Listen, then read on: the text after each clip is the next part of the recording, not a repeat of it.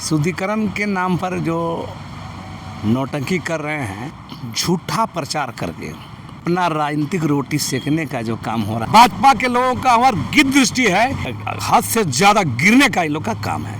संघ भाजपा के पालतू लोग हैं, उनकी मत कीजिए तो भगा देंगे। यहाँ पर बता रहे हैं यहाँ रहने लायक नहीं रहेगा, ये छत्तीसगढ़ नहीं है। ये सोच पर हमको दया आता है। उन्हें सपना नहीं देख सकते था भीड़ करने का मुंडर पहाड़ में। मैंने बेवकूफ लोग मैंने यूट्यूब मिल जाता है तो बोल के निकल जाना है कि हम चुप बैठेंगे। ये लोग भरम में हैं।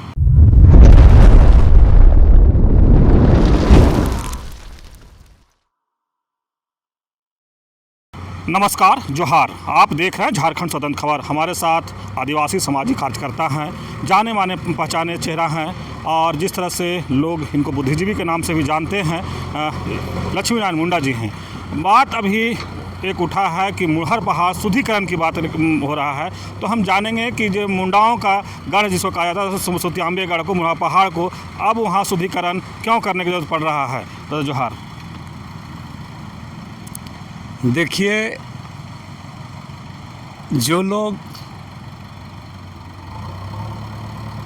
सुतियांबे पिठोरिया स्थित मुहर पहाड़ में आदिवासियों का कार्यक्रम होने के बाद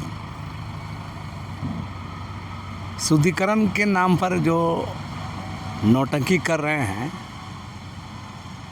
उनको पहले अपना गिरबान झांकना चाहिए। और जिन लोगों के खिलाफ एक माने नकारात्मक प्रचार करके, झूठा प्रचार करके अपना राजनीतिक रोटी सेकने का जो काम हो रहा है,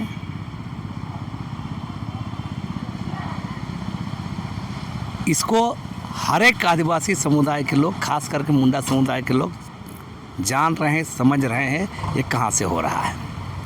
और जो लोग बात कर रहे हैं, जनजाति सुरक्षा मंच के लोगों को मैं साफ कहना चाहूँगा कि ऐसे मुद्दों को सामने ला करके मैंने एक भ्रामक प्रचार करके अगर स्थापित होने का सपना अगर देख रहे हैं, तो ये इन लोगों की भूल है। और ऐसे ही जनजाति सुरक्षा मंच, भाजपा, राष्ट्रीय स्वयं संघ, विश्व हिंदू परिषद, बजरंग दल, इस संगठनों से संबंध आदिवासी समुदाय का एक मोर्चा है। और प्राय सब लोग जानते हैं, आदिवासी समुदाय, प्रकृति पूजक आदिवासी समुदाय न हिंदू है, न मुसलमान है, न सिख है, न ईसाई है। आदिवासी समुदाय मूलतः वो प्रकृति पूजक शुरू से ही है। जो धर्म, जो रिलीजन आया, ये तो बहुत बाद में आए हैं। आदिवासियों का धर्म बहुत पहले से ही रहा है और इसके नाम पर जो अपना चेहरा चमकाने की कोशिश हो रही है, इसको भी हम लोग नज़र रखे हैं कि आने वाले कल में। और इस बहाने जो मुंडाओं का, आदिवासियों का ऐतिहासिक धरोहर है, सुतियांबे एक ऐतिहासिक पौराणिक गांव है। जो सुतिया मुंडा यहाँ करके सुतियांबे का गांव का बसार, यहीं से मुंडा किंगडम का स्थापना किए थे, है ना। और आज उस पर संघ के लोगों का, आरएसएस के लोगों का, भाजपा के लोगों का हमारी गिद्ध दृष्टि है कि वहाँ पर हम लोग हावी होंगे। तो ये कदापि होने यहाँ के आदिवासी समुदाय नहीं देगा।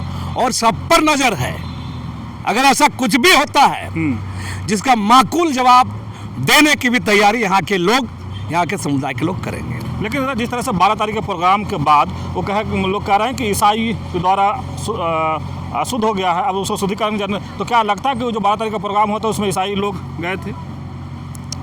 देखिए, कुछ लोगों को बुझाता उजाता कुछ नहीं है, बता रहे हैं।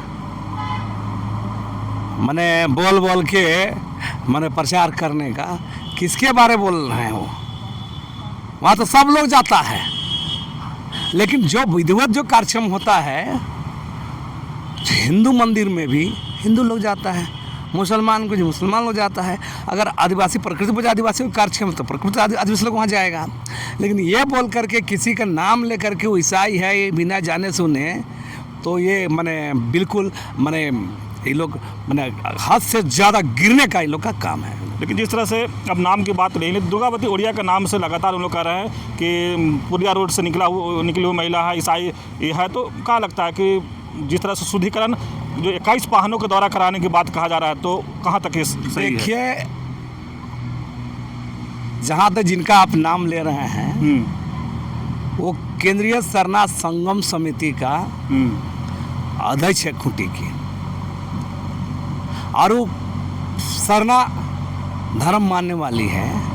और जिसको जो लोग देख सकते हैं, प्रत्येक बार मैंने वो बराबर सरना का कार्यक्रम में रहती है, तो जो लोग जिसके चेहरे दागदार हैं और संघ भाजपा के पालतू लोग हैं,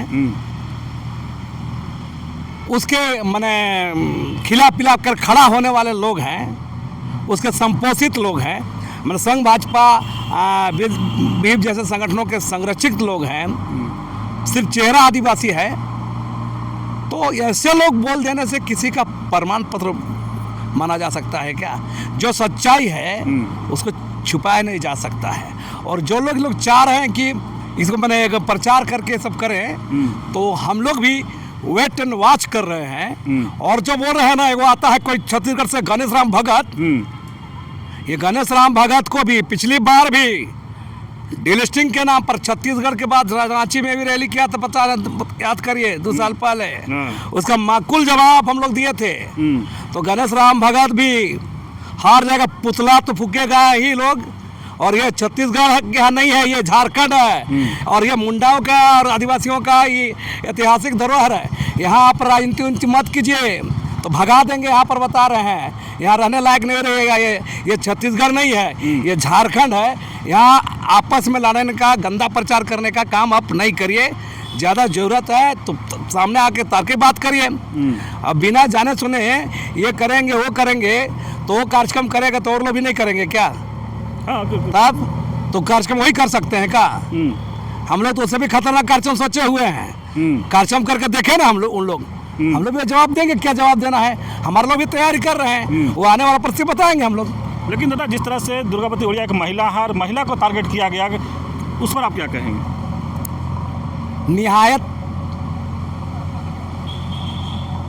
ये इनका सोच पर हमको दया आता है।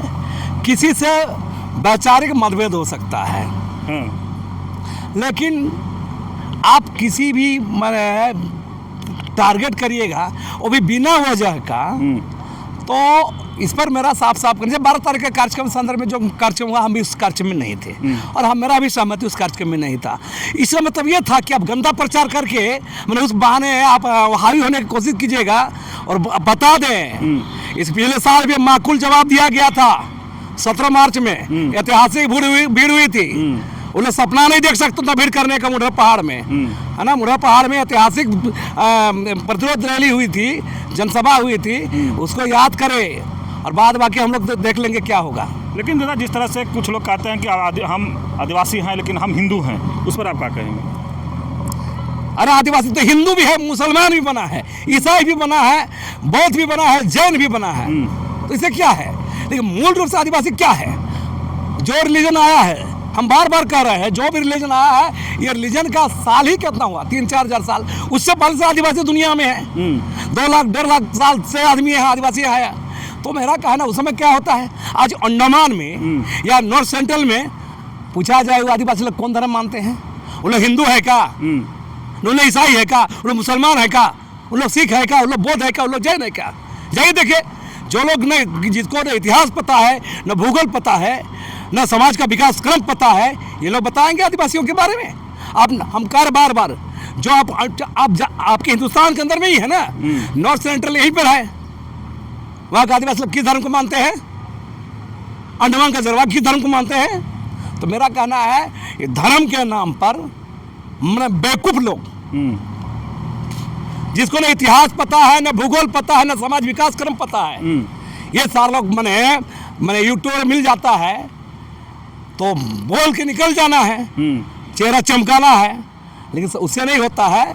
आप भीड़ चेहरा चमकाइए, भीड़ दिखाइए, सब कुछ करिए, उससे नहीं। सच सच होता है और इस सच का सामना करने का हिम्मत रखना चाहिए। लेकिन दादा मुड़हर पहाड़ की बात करें तो वहाँ बजरंगबली एक मूर्ति भी है, कहीं कहीं जय श्री राम लिखा हो, तो क्या हिंदूकरण हो रहा है मुड़हर पहाड़ का? देखिए, सिर्फ मुड़हर पहाड़ की बात नहीं कर रहा हूँ मैं। एक लंबे समय से आदिवासियों के तमाम इलाकों में एक लंबे समय से प्रयास चल रहा है कि इनको माने धार्मिक रूप से, सांस्कृतिक रूप से अतिक्रमण करने का। और आदिवासियों पर तो हम बार चौतरफा हमला है।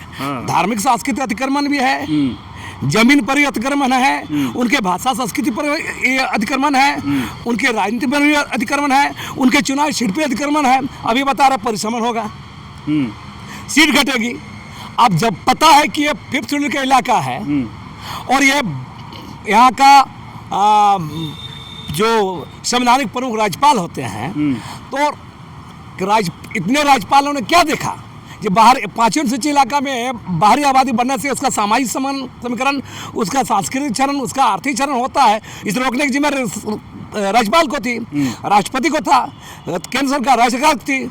आज उसको कोई अपना भूमिका नहीं निभाया। अब बोल रहे हैं कि आदिवासी जो अवैध रूप से 5वीं सूची का अनुच्छेद 244 का उल्लंघन करके जो बाहरी आबादी या बस गया है, उनका वोटर कार्ड, उनका आधार कार्ड, उनका घर, उनका सब चीज़ बन गया है और उन लोग के जरिए मैंने बोला जा रहा है कि आबादी आदिवासी घटी है। मैंने एक तो आदिवासी को विस्थापित कीजिएगा विकास के नाम पर, कल कारखाना के नाम पर, रेल परियोजना के नाम पर, शहरीकरण के नाम पर, है ना, और यहाँ के लोग को बाहर मजबूर करिएगा भगान पलायन करने के लिए, विस्थापन होने के लिए, और बाहर से आदमी को डंप करिएगा और राज्यपाल कोई भूमिका में रहेगा।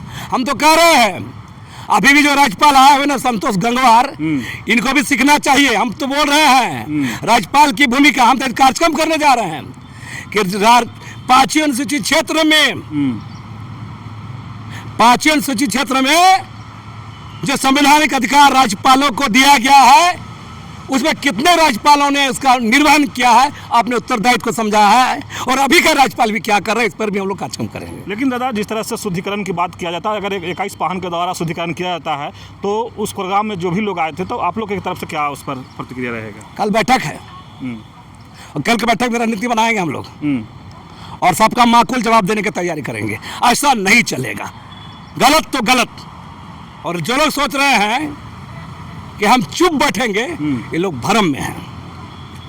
चलिए, अभी आप सुने बुद्धिजीवी लक्ष्मीनारायण मुंडा जी की बात। मुड़हर पहाड़ में जिस तरह से कहा गया है कि 21 पाहनों के द्वारा शुद्धिकरण किया जाएगा, उस पर मुखर होकर अपनी बात को रखे, और जिस तरह से जनजातीय सुरक्षा मंच के नाम लेते हुए कहे कि कुछ जानकारी नहीं और इतिहास और कुछ नहीं जानते हैं और जो मन में आता है वो बोल करके निकलने की कोशिश करते हैं। अगर हिम्मत हो तो सामने आकर तार्किक बात करें।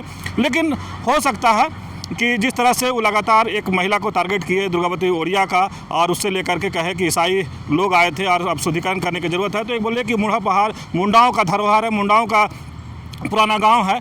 अब जो जिस तरह से कह रहे हैं कि वो जिस तरह से बोल रहे हैं, हम लोग भी जवाब देंगे। और पिछले इतिहास भी बताया कि पिछले जिस तरह से उन लोग डिलिस्टिंग की बात किए थे, तो हम लोग भी जवाब दिए थे।